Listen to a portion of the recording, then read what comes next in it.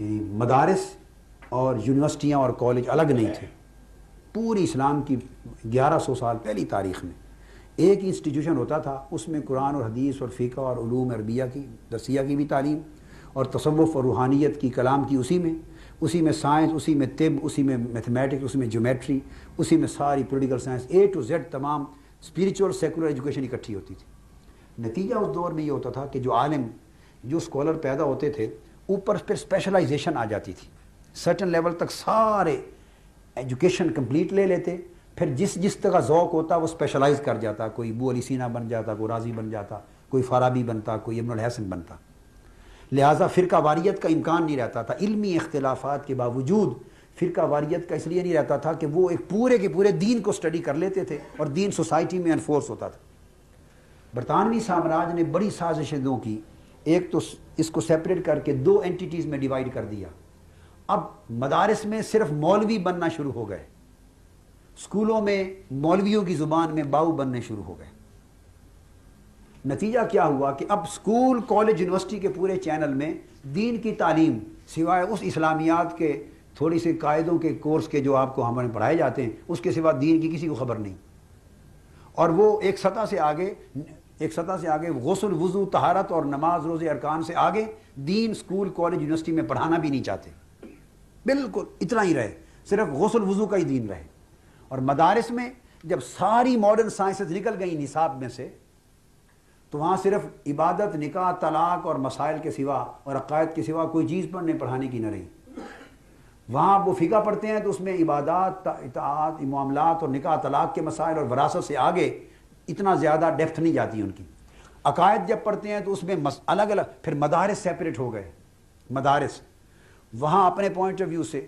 تو جب ایک مدرسے سے پیدا ہونے والے مولوی کو فقہ کے باب میں سوائے نکاح طلاق یا اس جیسے مختصر سے معاملات کے اور کچھ ڈسکس پڑھنے کرنے کو بھی نہیں ملے گا, تو اس کی سوچ لا محالہ تنگ ہوتی چلی جائے گی. اور نمبر 2, اسلامک سوسائٹی تھی, عدالتیں, قاضی کورٹس تھیں, اور اس میں علماء قاضیان بھی تھے اور وکیل میں بھی تھے, ججز بھی علماء تھے اور وکیل بھی تھے, مفتیان. اور عدالت میں جب وہ علماء فقہا بیٹھتے تھے تو وہاں کرمنل کیسز بھی آتے تھے, سوشل کیسز بھی, سول بھی, کمرشل بھی, فسکل بھی, انٹرنیشنل افیئرز بھی, کلچرل افیئرز بھی, جاگیروں کی ہر چیز ڈسکس ہوتی. لہٰذا علماء کو فیصلے کرنے اور عدالت کو اسسٹ کرنے کے لیے ہر وقت ریلیجس اور سیکولر دونوں سائیڈوں پر قرآن و سنت کی تحقیق اور اجتہاد کے عمل کو جاری رکھتے ہوئے اپ ٹو ڈیٹ رکھنا پڑتا تھا. جب سوسائٹی کو, نظام کو سیکولر کر دیا, اس میں دین اور شریعت کی انفورسمنٹ نہ رہی, تو اس کا مطلب اب مولوی کے پاس تو صرف مولوی صاحب میں نے 3 اکٹھی طلاقیں دے دی ہیں, ہوئی یا نہیں. مولوی کے پاس تو صرف یہ طلاق کا مسئلہ ہی پوچھنے کے لیے رہ گیا. نماز کا مسئلہ, اذان کا مسئلہ, وراثت کا مسئلہ.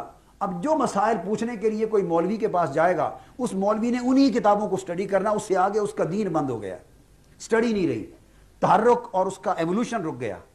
اور سیکنڈلی چونکہ سوسائٹی سے یعنی ایکٹیو سسٹم سے کٹ آف ہو گیا, جو ایوولوشن آف دی لائف ہے کٹ آف ہو گیا, لہٰذا مولوی 300 سال پیچھے کھڑا ہوا ہے ہماری سوسائٹی کا, اور سوسائٹی 300 سال آگے پہنچ چکی ہے.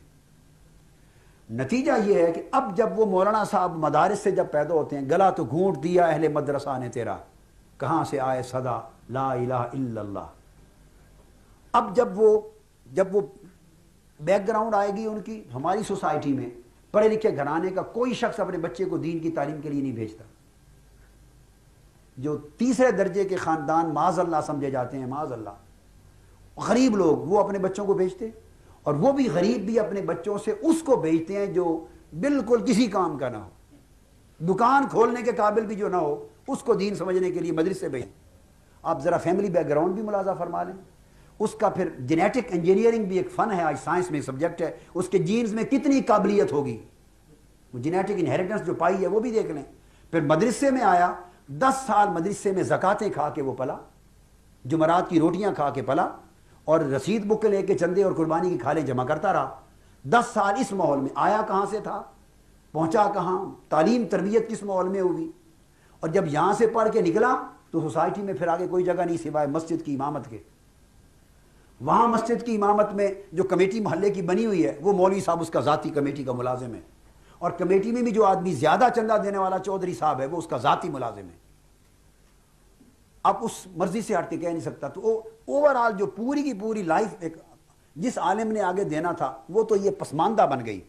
پسماندہ ذہن، پسماندہ ماحول، پسماندہ تعلیم اور پسماندہ چانسز معلوم، سوائے اب وہ نور بشر کے جھگڑوں کے اور حاضر ناظر ہے یا نہیں، میلاد کریں یا نہ کریں، یہ حرام ہے یہ حلال ہے، ہاتھ چھوڑیں یا باندھیں، رفع یدین کریں نہ کریں، یہ کافر ہیں یہ مشرک، تو وہ انہی میں جنگ نہیں کرے گا تو اور کیا کرے گا؟ اس کے پاس اور میدان ہی کوئی نہیں علم کی جولانیاں اور جولانی طبع آزمانے کو. اگر وہ سیاسی علوم اس کے پاس ہوتے، اکنامک کے علوم ڈیولپمنٹ اس کے پاس ہوتی، کلچر کی ڈیولپمنٹ ہوتی.